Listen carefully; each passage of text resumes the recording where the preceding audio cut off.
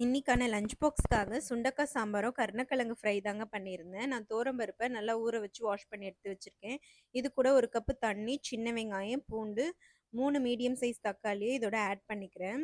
சுண்டக்காவ நசுக்கி அந்த விதையெல்லாம் போட்டு தண்ணீல அலசி எடுத்து வச்சிருக்கேன். அது ஒரு 2 கை ஆட் பண்ணிக்கலாம். இது கூட சாம்பார் பொடி, பெருங்காயம், சீரகம், தேங்காய் எண்ணெய் விட்டுக்கிறேன்.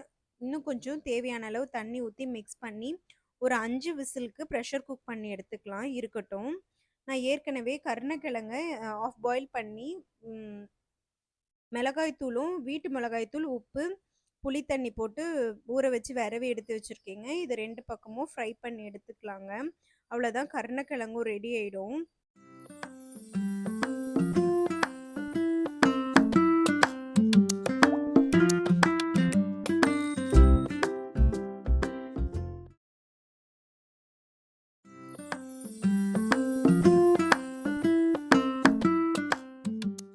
பருப்பு நல்லா அவிஞ்சிருச்சுங்க. இது லைட்டா மசிச்சு மட்டும் விட்டுக்கிறேன். இது கூட 1 டீஸ்பூன் கல்லுப்பு போட்டுக்கலாம்.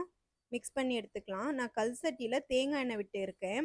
எனக்கு வடகத்தோட ஃப்ளேவர் பிடிக்குன்றதால நான் வடகம் போட்டு தாளிச்சுக்கிறேன். நீங்க எப்பயும் போல தாளிச்சுக்கோங்க. இது கூட 1 டேபிள் ஸ்பூன் சாம்பார் பொடி. இத நல்லா எண்ணெயிலே பொரிய விட்டுட்டு அவிச்சு வச்சிருந்த பருப்பையும் இதோட ஆட் பண்ணிக்கலாம். தேவையான அளவுக்கு டைல்யூட் பண்ணிக்கோங்க தண்ணிய. அப்புறம் கொஞ்சமா புளி தண்ணி எடுத்து வச்சிருந்தேன், அதையும் ஊத்திக்கிறேன். நல்லா சலசலன்னு கொதிச்சு வந்துருச்சுங்க. இது கூட கொத்தமல்லியும், கறிவேப்பிலையும் ஆட் பண்ணிக்கிறேங்க.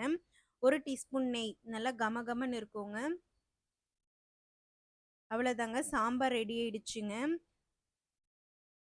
ஒரு வாட்டி இந்த சுண்டக்காய் சாம்பார கண்டிப்பா ட்ரை பண்ணி பாருங்க. வேற லெவல்ல இருந்துச்சு.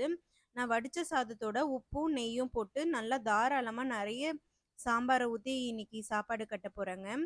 அவ்வளோதான், லஞ்ச் பேக் பண்ணிக்கலாம். நான் ஸ்நாக்ஸுக்கு பப்பாளியும், சீடை, தட்டை, முறுக்கு தாங்க வச்சிருக்கேன். நாளைக்கு வேற ஒரு லஞ்ச் பாக்ஸ் ரெசிபில மீட் பண்ணலாம். அது வரைக்கும் பாய் ஃப்ரெண்ட்ஸ்.